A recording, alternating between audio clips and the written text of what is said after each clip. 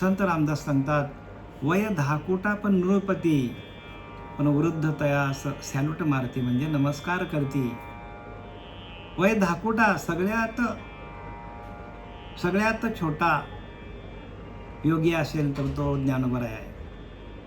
अगदी त्यांनी 14-15 वर्षामध्ये ज्ञानेश्वरी लिहिलं, हरिपाठ लिहिलं. वय 10 नृपती म्हणजे राजा, सगळे योगियांचा राजा आहे तो, कैवल्याचा पुतळा आहे. आणि त्यांनी हे सगळं साम्राज्य काय केलं, आपल्यासाठी स्थापून ठेवलेलं आहे. आणि त्या आपण साम्राज्यावर आपल्याला विराजमान व्हायचं आहे. पण आपण होत नाही का? आपल्याकडं नाम साधन नाही, आपण ज्ञानेश्वरी वाचत नाही. अनेक पंथामध्ये अनेक प्रकारचं शिक्षण दिलं जातं, पण ज्ञानोबासारखा ज्ञानी जगात नाही. आणि म्हणून त्यांनी सांगितलं, आता विश्वात्मके देवे, म्हणजे विश्वाला व्यापक असलेल्या परमात्म्याला स्मरून त्यांनी पसायदान लिहिलं. जगामध्ये व्यापक परमात्मा आहे आणि आपल्याला फक्त भिंतीवरतीच दाखवतात, भिंतीवरचे देव, घरातल्या मूर्त्या. पण ज्ञानोबांनी व्यापकता दाखवली. भगवंत व्यापक आहे आणि तेच आपलं विषय चाललेला आहे. अर्जुना मी नैसे ऐसे कवन ठाऊ असे लिहिलं की नाही. भगवान परमात्मा त्या कुरुक्षेत्रावरती सांगतो अर्जुनाला, अर्जुना मी नसे ऐसे कवन ठाऊ असे. अर्जुना मी नाही अशी जागाच नाही हो. आणि आपण फक्त मंदिरातच बघतो देवाला, आपण तीर्थाला गेल्यावरच भासतो, आपल्या देवारातल्या देवाला आपण बसतो, पण देवाऱ्यातला उठून देव वाचविल का आपला जीव? नाही वाचवणार आपला जीव. कारण परमात्मा व्यापक आहे आणि त्या व्यापकतेला प्रत्येकाला जाणं भाग आहे. व्यापकता म्हणजेच परमात्मा स्वरूप आहे. मूर्तीपूजा करू नये अशातली वार्ताच नाही. ते करायचंच आपल्याला, कारण आपल्याला नातुडे मुख्य परमात्मा म्हणून करावे लागे प्रतिमा. आपल्याला परमात्मा दिसत नाही, भासत नाही, आणि म्हणून आपल्याला ती प्रतिमा करायची. पण खरा परमात्मा व्यापक आहे. आणि म्हणून इथं सांगतात भगवंत अर्जुनाला कुरुक्षेत्रावर सांगतात, मी नसे ऐसा कवन ठाऊ असे. मी नाहीशी जागाच नाही, परंतु प्राणियाचे दैव कैसे माते न देखती. का निदैवाच्या पारिवारी लोह्या रुतल्या आहेत सहस्त्रवारी, पण तेथं बैसून उपवास करी का दारिद्र्य जिये. निदैवाच्या पारिवारी लोह्या रुतल्या आहेत सहस्त्रवारी. ज्या जागेवर माणूस बसलेला आहे त्या जागेवर हजारो मोहरा पुरून ठेवलेला आहे आणि त्याच्यावरती बसून तो उपाशी मरतो. आहेत कुठे? तो बसले त्याच्या खालीच आहेत, पण तो निदैवी आहे. तसं आम्ही निदैवी आहोत का? तर तुमच्या जवळच परमात्मा आहे. तुमच्या जवळच परमात्मा आहे, तुमच्या आतच तो आहे. पण आपण निदैवी आहोत. आपल्याकडं दैवहीन आहेत माणसं. प्रत्येक माणूस हा दैवहीनच आहे. आणि संप्रदायाने वाट लावून ठेवलेले सगळे देव फक्त त्या भिंतीवरतीच दाखवतात, देव मंदिरातच दाखवतात. आणि पण त्या भिंतीवरच्या देवाला बघणारा देव तुमच्या आतमध्ये आहे म्हणून तुम्हाला तो दिसतो. मंदिरात जातो आपण, मंदिरात जाऊन यासाठी वार्ता नाही, प्रत्येकाने जायलाच पाहिजे. पण मंदिरात गेल्यानंतर आपल्याला दाखवणारा तो देव आपल्या आतमध्येच आहे. आणि तो आपल्यातला गेला तर आपल्याला मंदिरातलाही दिसत नाही, देवालयातलाही दिसत नाही. मग आहे कुठे देव? देव जवळी नव्या अंतरी, पण भेट नाही जन्मभरी. मरेपर्यंत देवाची भेट होत नाही. का? तर मार्ग दावून गेले आधी दयानिधी संत, तेनेची पंथ चालू जाता, न पडे गुंता कुठे काय. आपले संत आपल्याला मार्ग दाखवून गेलेले आहेत, पण आपण संतांचं जे काय लिखाण आहे, संतांनी जे काय आपल्यासाठी लिहून ठेवलेलं आहे, ज्ञानेश्वरी, एकनाथी भागवत, ते आपण वाचत नाही. खरं आपले धर्मग्रंथ ज्ञानेश्वरी आहे. गीता म्हणजे ज्ञानेश्वरी. गीतेचीच टीका केलेली ज्ञानोबरांनी. भागवत हा ग्रंथ आपला धर्मग्रंथ आहे. तुकाराम गाथा 5वा वेद सांगतात, मग आपण वाचतो कुठे? आपण वाचतच नाही ना. वाचाल तर वाचाल, नाही तर ठार मारून जाल. आपली शास्त्रे आपल्याला वाचू शकतात. आपली शास्त्र आपली आई आहे, ती आपल्याला बरोबर भरवते. पण आपण त्या आईजवळ गेलो पाहिजे ना. आपण आईजवळ जातच नाही, आपण आईला विचारतच नाही हो. अशी परिस्थिती जगामध्ये चाललेली आहे. ज्ञानोबरांची ज्ञानेश्वरी एकदम उच्च कोटीचा परमार्थ आहे. जगातील उच्च कोटीचा परमार्थ गीता आहे. आणि त्या गीतेला आपण हातच लावत नसलो तर आपल्याला हे ज्ञान सापडेल का? आणि ज्ञान कशामध्ये? तर या ज्ञानेश्वरीमध्ये आहे. आणि त्या आपल्याला कळावं, त्याची अनुभूती यावी. आणि जाताना हेच ज्ञान आपल्याला उपयोगाला येणार आहे. बाकी अन्य ज्ञान आपल्याकडे, प्रपंचातलं ज्ञान आपल्याला उलट त्रासदायक होणार आहे. प्रपंचातलं ज्ञान जे आहे ते आपल्याला उलट त्रासदायक होणार जाताना. कारण आपला जीव तिथंच अडकलेला असणार. म्हणून संसारी असावे, आसुनी नसावे, आणि भजन करावे वेळोवेळा. संसारी असावे, आसुनी नसावे, जैसे पद्मपत्र जळामध्ये. जसा कमळाचा पान आहे, तो पाण्यामध्येच आहे, पण तो पाणी अंगाला लागून घेत नाही. जसं कमळ चिखलात आहे, पण चिखल जराही अंगाला लावून घेत नाही. तसं आपण संसारी असावे, पण आसुनी नसावे, आणि भजन करावे वेळोवेळा. आपण भजन करत करत राहिलं पाहिजे. भजन हाच आपला काय आहे? अंतरीचा अंतरात्मा हाच आपला भजनच आहे. देख मनुष्य जात सकळ स्वभावताच भजनशील झाले असे केवळ माझ्या मीच त्यांना तसं बनवलं आहे. परिज्ञानेवीर नसेल, ते ज्ञान नसल्यामुळे प्रत्येकाचा नाश होणार आहे. प्रत्येकाचा नाश होणार आहे. ते भजन तुमच्याकडे असले पाहिजे. आणि त्या भजनासाठी हे ग्रंथ आहेत. आणि ते भजन कोणीच सांगत नाही, कुठल्याच पंथात सांगत नाही. एक आनंद संप्रदाय जर सोडला तर बाकी संप्रदायामध्ये हे भजन कोणी सांगत नाही. अनुग्रहाची प्रक्रिया नाही, प्रबोधाचं चिंतन नाही. ज्ञान कसं होईल मला सांगा? संतांनी जे काही लिहून ठेवलं आहे तेच तुम्हाला आम्ही सांगतो. आमच्या पदरचं काही सांगत नाही. संतांचा निरोप घेऊन आम्ही तुमच्यापर्यंत आलेलो आहोत. आणि म्हणून साधू संत एकांती बैसले, सर्व सिद्धांत शोधिले, आणि ज्ञानदृष्टीने अवलोकिले, ते हे नाम श्रीहरीचे. त्यांनी काय केलं? सार काढलंय. नाम हे सार आहे. साधू संत एकांती बसले, एकांतामध्ये बसले, आणि ज्ञानदृष्टीने अवलोकिले, आणि अवलोकन केला.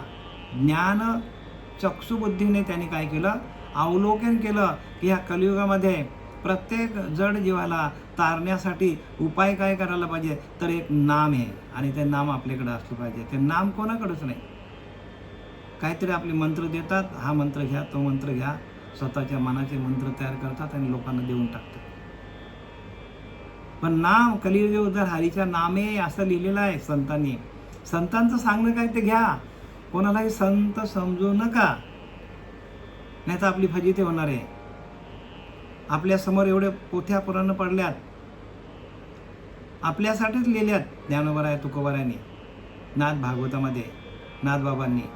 पण आपला त्यांच्याकडे लक्ष नाही. आपल्यासाठी प्रत्येक जडजीवाचा उद्धार व्हावा म्हणून आपण श्रवण भक्ती करायला पाहिजे, आणि संतांच्या मुखातूनच व्हायला पाहिजे. आपण इतर पंथामध्ये गेलो तर मग इथं कोणाची बा काय गेली, ज्याचे त्याने अनहित केले. म्हणून प्रत्येकाने दखल घ्या की आपले ग्रंथ आपल्याला तारतात. आपलेच ग्रंथ आहेत. आपण ज्या महाराष्ट्रामध्ये जन्माला आलोय त्या महाराष्ट्रामध्ये संत ज्ञानोबराय, तुकोबराय, नाथबाबा, जनाबाई, मुक्ताबाई हे सगळे इथं आलेले आहेत, आणि आपण त्यांचं कधी वाचन करतच नाही. आणि ते ज्ञान त्यांनी लिहिलेलं आहे, ते ज्ञान पायगा बरवे, जरी मनी आथे आणावे. तरी संता या भाजावे. संत तुम्हाला ओळखता यायला पाहिजे. संत ओळखता येत नाही जगामध्ये. ज्यांनी त्यांनी काय केलं? दुकानं मांडलेली सगळे. आणि म्हणून श्रीपाद बाबा म्हणायचे, एक नाम तारी बाकी सब दुकानदारी चाललेली आहे. एवढे पैसे द्या, तेवढे पैसे द्या, तेवढे पैसे द्या. आणि पैसा कमवण्याचा त्यांनी काय केलं आहे, उद्योगधंदा केलेला आहे. ग्रासा एका अन्नासाठी परी अमृत कुहा पडिजे का आपण या ते कडिये काढीजे. एखादा माणूस अमृताच्या बावडीमध्ये पडलाय आणि तो सांगतो मला बाजूला काढा. आयशा आधी काय की जे अप्राप्त असे. आपल्याला प्राप्त का होत नाही, तर आपण प्रत्यक्ष आपणच परब्रह्म आहोत. आपल्याचकडे ते हरिनाम आहे, आपल्याचकडे ते अमृताचं कुंड आहे आणि त्या अमृताच्या कुंडामध्ये आपण पडलोय. आणि आपण काय करायचं, आपण कधी बाहेर निघतो, कडी काढीये, कडीला निघालं बघतो. जमेल का? नाही जमणार हो. आपणच काय नाना अमृताच्या सागरी बुडीजे, मग तोंडा का वज्र मिठी पडीजे. बघा, नाना अमृताच्या सागरी बुडीजे. अमृताचा सागर आहे आपल्याकडे. बघा ना, आता मला सांगा, या महाराष्ट्रामध्ये ज्ञानोबा आले, तुकोबा आले, नाथबाबा आले, संत रामदास आले, जनाबाई आली, मुक्ताबाई, कितीतरी संत आले. त्यांनी काय केलं, हे अमृतच लिहून ठेवलंय, पण त्याला कोणी हात लावत नाही. सोयराबाईचा एखादा अभंग बोला, बघा किती त्याच्यामध्ये ज्ञान भरलेलं आहे. जनाबाईचा अभंग घ्या, मुक्ताईचा अभंग घ्या, सेना न्हावीचा अभंग घ्या. एक अभंग ऐकला की तुमचा जन्ममरणाचा फेरा चुकू शकतो, एवढी शक्ती आहे त्या प्रत्येक अभंगामध्ये. अमृताचा भांडार आहे आपल्याकडे. नाना अमृताच्या सागरी बुडीजे, मग तोंडात का वज्र मिठी पडीजे. आपण अमृताच्या सागरामध्ये पडला एखादा माणूस आणि तो काय करतो, तोंड बंद करून घेतो. मला सांगा, आता तोंड बंद करायचं आहे का? गरज आहे का? अमृत म्हणजे काय, माणसाला अमर करतो, माणसाला अमरत्व प्राप्त करून देणारा अमृत तुमच्या जवळ आहे. संतांची सगळी भजनं घ्या, त्यांचे वाङ्मय घ्या, हे सगळं अमृत आहे. आणि आपण काय करतो, भलत्याच लोकांचं काहीतरी घेऊन वाचत बसले आपण. ह्याचा अनुग्रह घ्या, ह्याचा मंत्र घ्या, त्याचा मंत्र घ्या, ह्या देवाकडे जा, त्या देवाकडे जा. एवढे संत आपले महाराष्ट्रामध्ये आले. आपण किती भाग्यवान आहोत की आपण संतांच्या नंतर आलोय. संत आधी येऊन गेले, आपण नंतर आलोय. त्यांनी जे काय लिहून ठेवलेलं आहे, त्यांनी जे काय भांडार करून ठेवलेला आहे, आणि त्या भांडाराकडे आपण वळतच नाही, आणि तोच भांडार आपल्याला भगवंतापर्यंत नेईल. म्हणून संत तेची देव, आणि निमित्त त्या प्रतिमा निमित्ताला आहेत.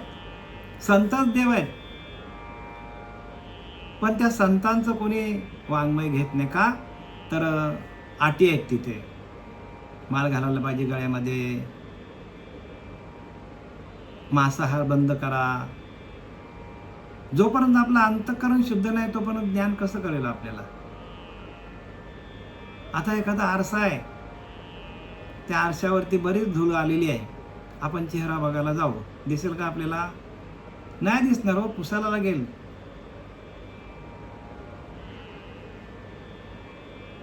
एखाद्या तळ्यामध्ये पाणी आहे, वारा जोराचा सुटलाय, आपला चेहरा बघायला जाऊ, दिसेल का आपल्याला?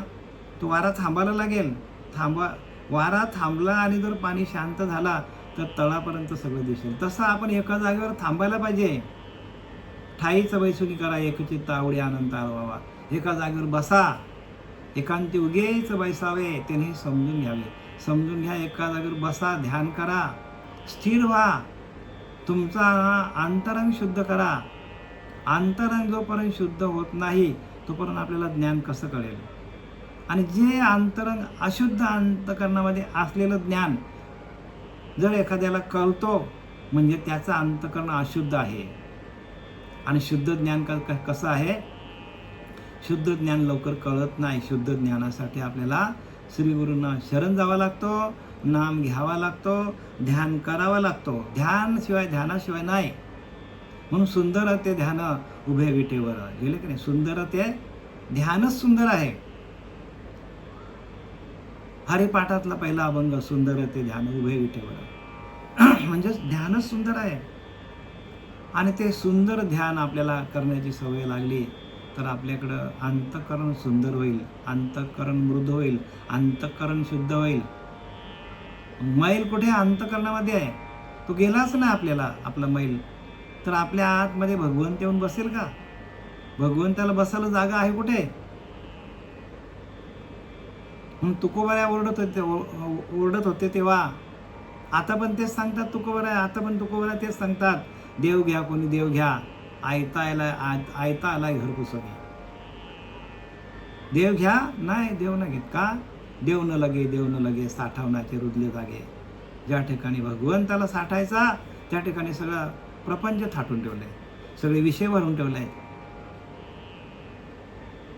आपल्या प्रपंचातल्या एकही वस्तू आपल्याबरोबर येणार नाही. करोडो रुपये असले तरी पण येणार नाही.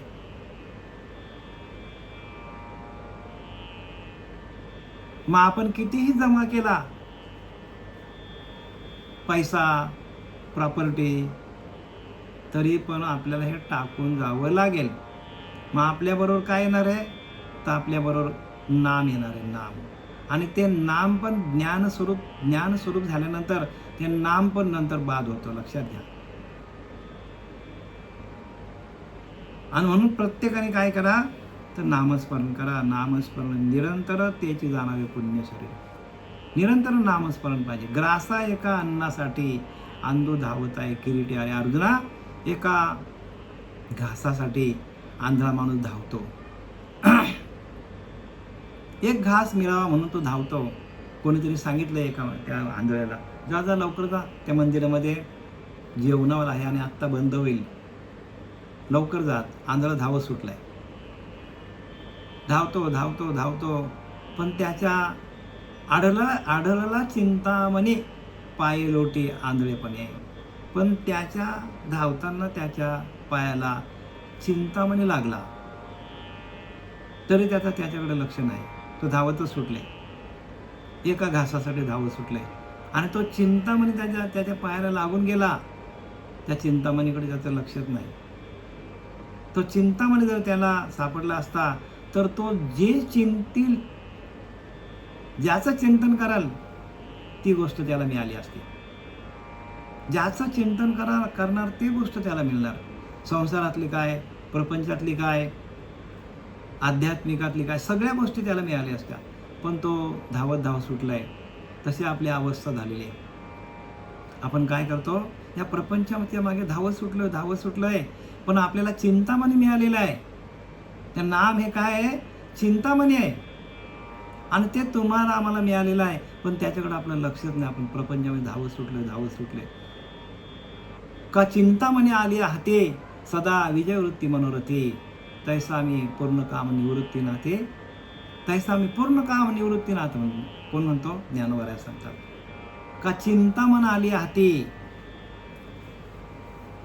ज्ञानोबा पहिल्याच अध्याय सांगतो, का चिंतामणी आली हाती, सदा विजयवृत्ती मनोरथी. बघा, एकदा का चिंतामणी हातात आला, तैसा मी पूर्ण काम श्री निवृत्ती ज्ञानदेव म्हणे. पहिल्याचा अध्यायामध्ये त्याने उभी क्रमांक 24वी लिहिलेली आहे ज्ञानोबरांनी. का चिंतामणी आली हाती, सदा विजयवृत्ती मनोरथी. सगळे मनोरथ तुमचे पूर्ण होणार. तैसा मी पूर्ण काम श्री निवृत्ती ज्ञानदेव म्हणे. तसा मी पूर्णपणे निवृत्तीनाथांचा दास झालोय. का? तर चिंतामणी माझ्या हातात दिला.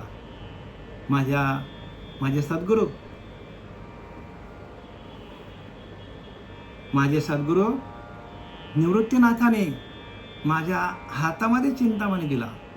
चिंतामणी म्हणजे नाम, लक्षात घ्या. आता मी जे काय चिंतन करणार ते चिंतन मला, जे माझं चिंतन असेल ते चिंतन मला कोण, माझ्या चिंतनाची माझ्या चिंतनातला जे चिंतन करणार त्याचा पुरवठा कोण करणार आहे? माझ्याकडे असलेलं नाम करणार आहे. आणि म्हणून जाणते ने गुरु भजिजे. म्हणून असा गुरु बघा की जो आपल्या हातामध्ये चिंतामणी देईल. तेने कृत कार्य होईजे, मूळ सिंचने सहजे शाखा पल्लव संतोषते. मूळ सिंचने म्हणजे जो मुळाकडे घेऊन जाईल, जो मूळ मंत्र आपल्याला, मूळ नाम आहे आपला, मूळ बीज आहे आपला, त्या मूळ ज्याच्यातून सृष्टीची निर्मिती झाली, अशा त्या सृष्टी ज्या नामातून निर्मिती झालेली आहे, त्या नामाकडे नेणारा श्रीगुरु मला जीवनात मिळाला पाहिजे. का चिंतामणी आली हाती, सदा विजयवृत्ती मनोरथी, तैसा मी पूर्ण काम श्री निवृत्तीनाथे, निवृत्ती ज्ञानदेव म्हणे. तसा मला काय केलंय, माझ्या निवृत्तीनाथाने मला काय केलंय, तर माझ्या हातामध्ये ते नाम दिलेलं आहे. तसं आपल्याला आपल्या हातामध्ये आनंद संप्रदाय जो आहे, तो आपल्या हातात नाम दिलेलं आहे प्रत्येक साधकाला. सोहमानसा तत्वमशी, तेची परब्रह्म तूची आहेसे, तेच परब्रह्म आपण आहोत. सोहमात्मा स्वानंद घन, आजन्मा तो तूच जाण, जन्माचा तो नाम तुझ्याकडे आहे. सोहमात्मा स्वानंद घन, तो सोहम तोच तुझा आत्मा आहे, तोच स्वानंद घन आहे. सोहमात्मा स्वानंद घन, आजन्मा तो तूच जाण, हे साधूचे वचन सदृढ धरावे. हे साधूने सांगितलं आपल्याला, वचन दिलं आपण साधूला, की आम्ही सातत्याने त्या नामाचं हरिचिंतन करणार, पण आपण त्याला विसरलोय. आणि म्हणून ग्रासा एका अन्नासाठी अंधू धावत आहे, किरीटी एका घासासाठी. प्रत्येक माणूस धावतो, सकाळी उठल्यापासून रात्री झोपेपर्यंत झोपला तरी पण तो त्याच्या डोक्यामध्ये तेच विचार असतात. कोणते विचार? आपल्याला साठवून ठेवायचं सगळं, अन्न वस्त्र सगळं त्याच्याच मागे लागलंय. अन्न वस्त्र आणि निवारा. पण त्या अन्न वस्त्र निवारा जमा करत असताना भगवंताचं नाम कुठे त्याच्याकडे? आणि संतांनी सगळं जमा केलं बरं का. संतांनी प्रपंचही चांगला केला आणि परमार्थ उत्तम केला. का? कारण त्यांच्याकडं भगवंताचं नामस्मरण होतं अखंड. कारण संसार करत असताना, जर प्रपंच करत असताना जर एखाद्या माणसाने असा विचार केला की सगळं मी करतो, हे माझ्यामुळं सगळं आहे, मी पैसा कमवला आहे, माझं घर, माझी इस्टेट, माझी बायको, माझी मुलं, असा जो करत बसला तर त्याला काय होतं, अंतकाली आपल्याला त्रासदायक गोष्ट होणार आहे. कारण हे सगळं भगवंताचंच आहे. हे मजचीपासून झाले, परंतु म्या नाही केले, ऐसे जेने जाणितले तो सुटला का. ज्ञानवारा सांगतात की नाही, हे मजचीपासून झाले. हा पैसा, ही गाडी, ही बंगला, ही घोडा, जे काय असेल ते, मुलं बालं, हे भगवंताचं आहे. पण हे सगळं कमवण्यासाठी सामर्थ्य आहे ते भगवंताने मला दिलं, असा तुमचा विचार झाला की भगवंत तुमच्या जवळच आहे. नाही तर मग एखाद्या माणसाला काय होतं, खूप पैसा आला की त्याला गर्व होतो, अहंकार होतो. आणि अहंकार काय करतो माणसाला? अहंकारच माणसाला जाळून टाकतो. अहंकार एवढा कठीण काम आहे अहंकारामध्ये की तोच माणसाला काय करतो, जाळून टाकतो अहंकार. आणि अंतकाली तो अहंकारच आपल्या उरावर घेऊन काय करतो माणूस, माझं आणि भ्रांतीचं ओझं, आणि परत आपल्याला जन्माला घालतो त्या अहंकारामुळे. आणि परत त्या प्रपंचामध्ये तो अडकतो. असं पुनरुपी जननम पुनरुपी मरणम पुनरुपी जननी जठरी शैनम, हे संसारे बहुदिस्तारे, या प्रपंचामध्येच तो अडकतो. आणि प्रपंचातून बाहेर निघायचं असेल तर आपल्याला भगवंताच्या नामस्मरणातून सगळं कार्य व्हायला पाहिजे. सगळं करा बरं का, पैसा कमवा, गाडी घ्या, बंगला घ्या, सगळं करा, पण भगवंताच्या नामस्मरणातून तो आपल्याला पैसा काय करता यायला पाहिजे, कमवता यायला पाहिजे. नाही तर माणसाकडे अहंकार येतो आणि अहंकार काय करतो, परत जन्माला घालतो. आढळला चिंतामणी पायी लोटे आंधळेपणे, ग्रासा एका अन्नासाठी अंधू धावताय किरीटी. आपण आढळला चिंतामणी पायी लोटे आंधळेपणे. त्याला चिंतामणी त्याच्या हातात आला होता आंधळ्याच्या. तर आंधळ्याची जण अवघेची आंधळे, आंधळ्याची जण अवघेची आंधळे. एखादा आंधळा माणूस आहे त्याला सगळं आंधळं, सगळे लोक त्याला आंधळे दिसतात, कारण त्यालाच दिसत नाही. त्याला वाटतं सगळं जगच आंधळं आहे. म्हणून जे माणसं प्रपंच उत्तम प्रकारे करतात, करोड रुपये कमवतात, आणि त्यांना असं वाटतं की आम्हीच पैसा कमवला, आणि त्यांचा भगवंताकडे लक्ष नसतो. त्यांना वाटतं आम्हीच हे सगळं करतो, आणि तिथे ते गोत्यात येतात. अंतकाली अंतिमती तैशी प्राणिया जानगती, या लागी कृष्ण चित्ती अखंड असावा, नाथ भागवत आपल्याला सांगतो. किंवा एक गीतच सांगते आपल्याला, ज्ञानेश्वरी सांगते, अंतिमती तैशी प्राणिया जानगती. अंतकाली त्याला वाटतं आपणच सगळा पैसा कमवलाय, मग तो काय आहे, जीव तत्वावर जातो, त्याला अहंकार होतो, देहबुद्धीवर जातो, आणि मग परत कुठल्या तरी देहामध्ये त्याला जन्म घ्यावा, वासनेपोटी जन्म घ्यावा लागे. जशी वासना असेल तसं माणसाला जन्म, आणि या वासनेतून आपल्याला बाहेर निघायचं असेल तर भगवंताचं नामस्मरण फार महत्त्वाचं आहे. आढळला चिंतामणी पायलोटी आंधळेपणे. त्याला चिंतामणी सापडतो त्या आंधळ्याला, पण त्याच्याकडे त्याचं लक्ष नाही. तसा आपल्याला काय झालेलं आहे, आपल्या हातामध्ये चिंतामणी दिलेला आहे श्री गुरूंनी. बघा, जेवढे साधक असतील, ज्यांच्याकडे नाम आलंय, त्यांना चिंतामणी दिलेलं आहे. तुम्ही जे चिंतणार ते तुम्हाला सापडणार. ज्याचं तुम्ही चिंतन करणार, भगवंताचं चिंतन केलं की भगवंताकडे जाणार.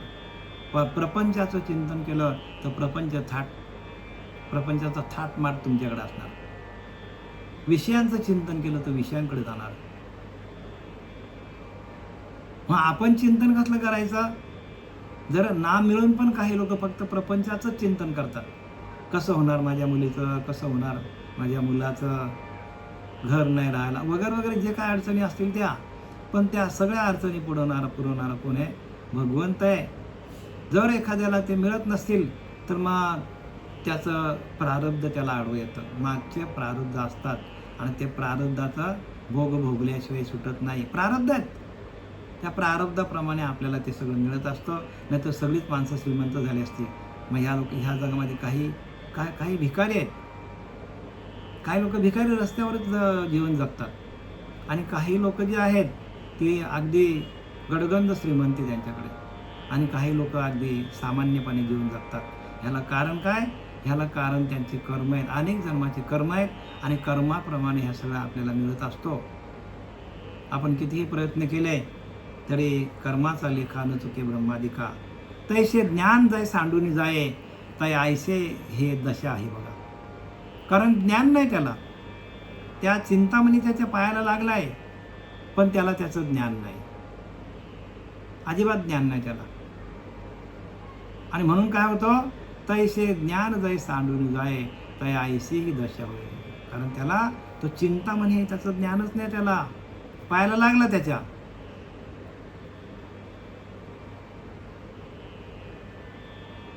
बहु मृगदल देखोनी डोळा, थुंकीच्या अमृताचा गिळता गळाला.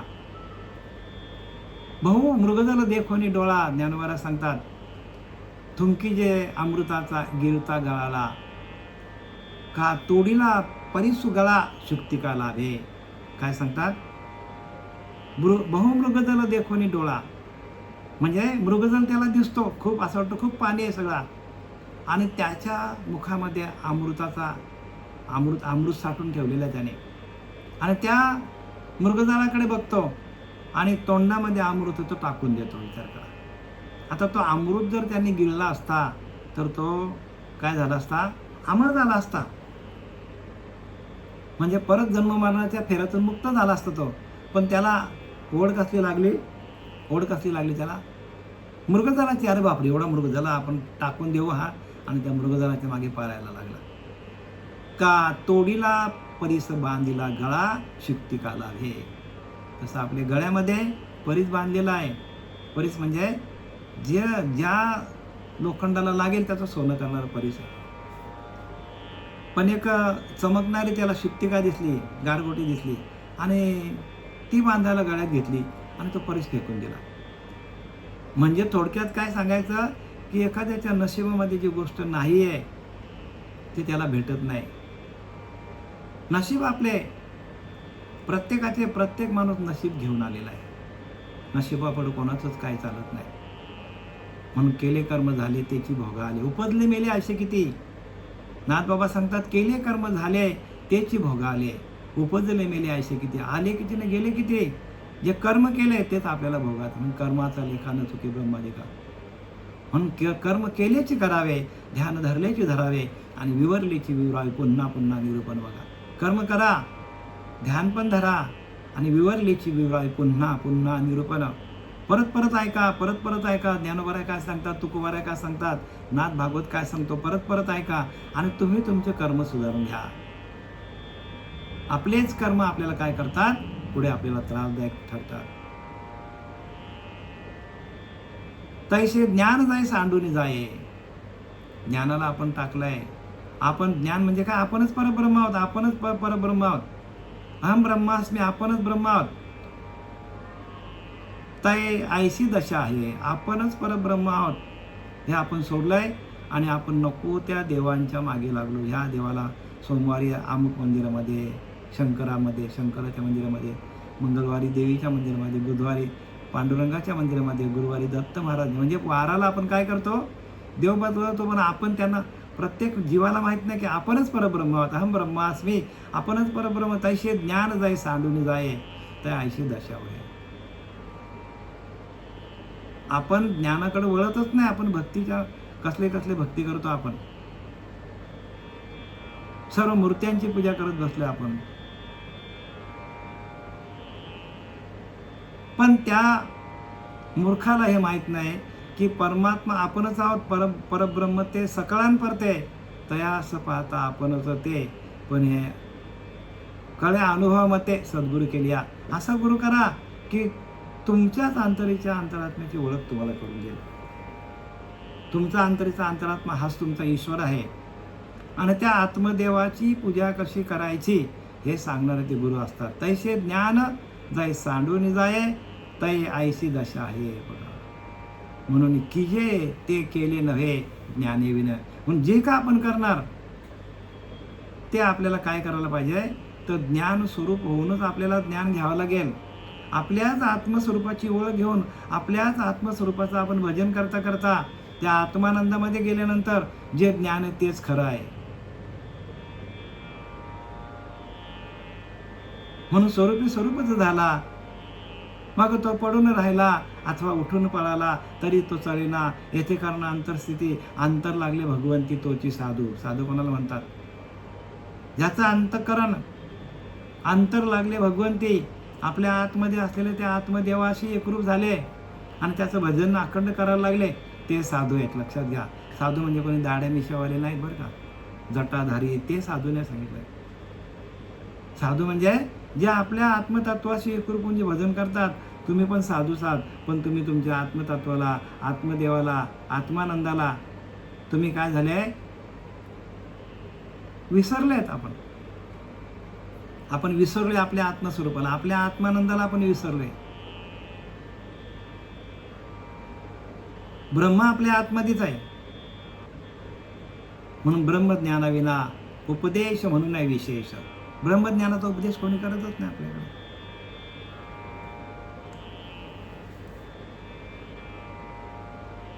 तैसे ज्ञान जाय सांडून जाये, तय ऐशी ही दशा आहे बघा. ज्ञानच नाही हो लोकांना. ज्ञान म्हणजे काय, अहम ब्रह्मास्मी, आपणच परब्रह्म आहोत, ते लोकांना माहित नाही. म्हणून की जे ते केले नव्हे अज्ञाने विन. जे काय आपण करणार कर्म ते ज्ञानाशिवाय केले आपण.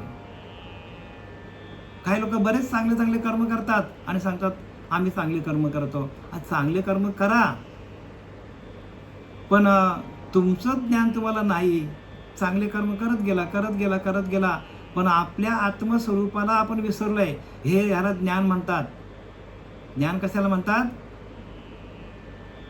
आपल्याच आत्मस्वरूपाशी एकरूप होणं. जाणीव जेथं निघे, विचार मागुता पावले निघे, तर्को ऐनी निघे अंगी जायच्या. अर्जुन तया नाव ज्ञान, हेर प्रपंच हे विज्ञान, तेथे सत्यबुद्धी हे अज्ञान जाण. आता अज्ञान अवघे हरपे विज्ञान, निशेष करपे आणि ज्ञान ते स्वरूपे होऊन जायचे. आपल्या आत्मस्वरूपाशी एकरूप होऊन आपण स्वरूप स्थितीला प्राप्त होणं याला ज्ञान म्हणतात. आणि ते ज्ञान नाही. आणि लोक सांगतात आम्ही चांगले कर्म करतात. चांगले कर्म सगळेच करतात हो. भगवंताने सांगितलं तुम्ही चांगले करा, वाईट करा कर्म, पण माझ्या स्वरूपाला येऊन भेटा. कितीतरी आपल्याला बोलता येईल याच्यावर. आता वेळ आपली संपत आलेली आहे. त्या पुतना राक्षसीला विचार करा, ती भगवंताला मारण्यासाठी आली होती, पण तिला आईचं स्थान दिलं कोणी? भगवंताने. विचार करा. असे कितीतरी उदाहरणं देता येतील. म्हणून ज्ञान व्हायला पाहिजे हो. आपणच परब्रह्म आहोत. भगवंत म्हणतो तुम्ही पापी आहात का काय, ते मला त्याचं काय घेणं नाही, पण तुम्ही माझ्या स्वरूपाला येऊन भेटा. कितीतरी पापी माणसं तरली. विचार करा.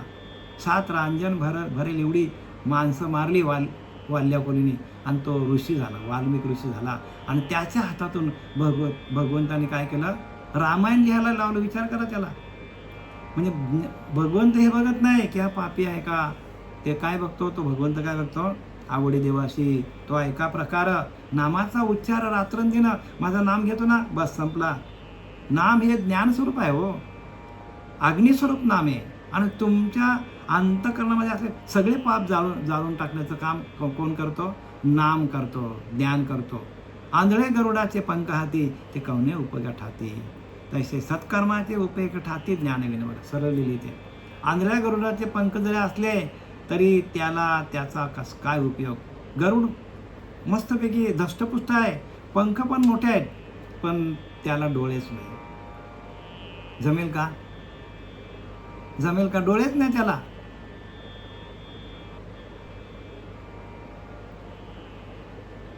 तसं आपण आंधळ्या गरुडासारखा प्रत्येक माणूस. ज्ञानाचं डोळंच नाही आपल्याला. तिसरा डोळाच आपला उघडलेला नाही. ज्ञानचक्षुच आपल्याकडे नाही. आपल्याला ज्ञान फायदा आहे का? आपल्याला सांगा. या आंधळा गरुड आहे, त्याला मोठे मोठे पंख आहेत, तो उडू पण शकतो, पण त्याला डोळे नाही हो. म्हणून आपल्याला ज्ञानचक्षु पाहिजे. आणि ते ज्ञानचक्षु देणारा श्रीगुरु आपल्या जीवनात यायला पाहिजे. तिसरा डोळा जो आहे ना आपला, ज्ञानस्वरूप अवस्था आहे, आणि तो तिसरा डोळा आपल्याला उघडला पाहिजे. तोपर्यंत ज्ञान. आंधळ्या गरुडा ते पंखाते, ते कवण्या उपयोग जाते. काय त्याचा फायदा त्याला? तसे सत्कर्माचे उपयोग ठाती ज्ञानविन. तसं माणूस सत्कर्म करत जातो, पण त्याला ज्ञानदृष्टी नाही. विवेक काय, अविवेक काय, पाप काय, पुण्य काय, खरं काय, खोटं काय, हे त्याला कळण्यासाठी त्याच्याकडे ज्ञान असलं पाहिजे. आता ते ज्ञान कसं होतं? नाथबाबा सांगतात बघा, की जेवी अग्निविना लोह न घडे, तेवी आत्मसंयोगविना जीव केवळ वेडे पिसे. जीव वेडे असं दाखवले. जेवी अग्निविना लोह न घडे. जसं अग्नी तप्त असेल, अग्नी पेटवली आणि त्याच्यामध्ये एखादा लोखंडाचा तुकडा टाकला आणि त्याला गरम केला, तर आपण त्याला आकार देऊ शकतो, त्याची पहार बनवू शकतो, त्याची कुदळ बनवू शकतो, त्याची सुरी बनवू शकतो, त्याचा टिकाव बनवू शकतो, फावडा बनवू शकतो. गरम झाला तरच, कारण ते अग्नी आहे. आणि जोपर्यंत अग्नीमध्ये आपण टाकलाय की लगेच त्याला काढल्यावर लगेच त्याला आकार देता येतो. तेवी आत्मसंयोगी विना जीव केवळ वेडे पिसे सांगितले. तसं जोपर्यंत आत्म्याचं ना परमात्म्याचं मिलन होत नाही, तोपर्यंत प्रत्येक माणूस हा वेडाच आहे. लक्षात घ्या, प्रत्येक माणूस हा वेडा आहे, कारण त्याच्याकडे ज्ञानच नाही. आत्म्याचं ना परमात्म्याचं मिलन झालं तरच आपल्याला ज्ञानाची प्राप्ती होणार आहे, अन्यथा अशी प्राप्ती होत नाही. आणि आत्म्याचं परमात्म्याचं मिलन करण्यासाठी आपल्याला नाम पाहिजे, सातत्याने नामस्मरण पाहिजे. आणि त्या नामाचं स्मरण आपल्याला श्वासावरती घ्यायला पाहिजे. जो श्वास जातो येतो, त्याच्यावरती आपल्याला भजन करता यायला पाहिजे. आणि जाणाऱ्या येणाऱ्या श्वासातून 21,600 जपा, नेमून गेले जपा. विचार पाहता सोपा सकल काही, सगळा परमार्थ सोपा आहे. जो श्वास जातो येतो, त्याच्याकडे लक्ष ठेवून आपण भजन केलं तरच आपल्याकडे ते ज्ञान प्रगट होणार आहे. तरच आपल्याकडे काय होणार आहे? ते ज्ञानशक्ती आपल्यामध्ये निर्माण होणार आहे. घर्षण होणार आहे. घर्षण केल्याशिवाय अग्नी बाहेर पडत नाही. तसं जोपर्यंत प्राण आणि अपान यांचं घर्षण आपण करत नाही, प्राणापानाची पडता गाठी, लिंग देहाची सुटली गाठी. सगळं आतलं निरूपण आहे बरं का, पण कळण्यासाठी तुम्हाला अखंड चिंतन विठोबाचं करावं लागेल. भगवंताचं नामस्मरण करावं लागेल, श्री गुरूंना शरण जावं लागेल, ध्यान करावं लागेल. त्याशिवाय ह्या ज्ञानाची प्राप्ती होणार नाही. आंधळ्या गरुडाचे पंख हाती ते कवण्या उपयोग जाते, तसे सत्कर्माचे उपयोग ठाती ज्ञान मिळे. तसं एखाद्या माणसाने किती पण सत्कर्म केलं, चांगले चांगले सत्कर्म केलं, तरी देव म्हणतात मी त्याला प्राप्त होणार नाही. त्याला प्राप्त कधी होईल? तर ज्ञान. काय? आत्मज्ञान. आत्म्याचं परमात्म्याशी मिलन झाल्याशिवाय भगवंताची प्राप्ती नाही. किती पण सत्कर्म करा तुम्ही, करुणा अशातली वार्त्याने करा, ज्याला नाही समजत ते करा, पण भगवंत सांगतो की आत्म्याचं परमात्म्याशी मिलन कसं करून घ्यायचं. अशा सद्गुरूला आपण शरण गेल्याशिवाय, ध्यानाला बसल्याशिवाय, ध्यानाला बसवणारा गुरु मिळाला पाहिजे. गुरु कसा मिळाला पाहिजे? ध्यान. जोपर्यंत आपण भगवंताचं ध्यान करत नाही आणि ध्यानातूनच ज्ञान प्राप्त होतं.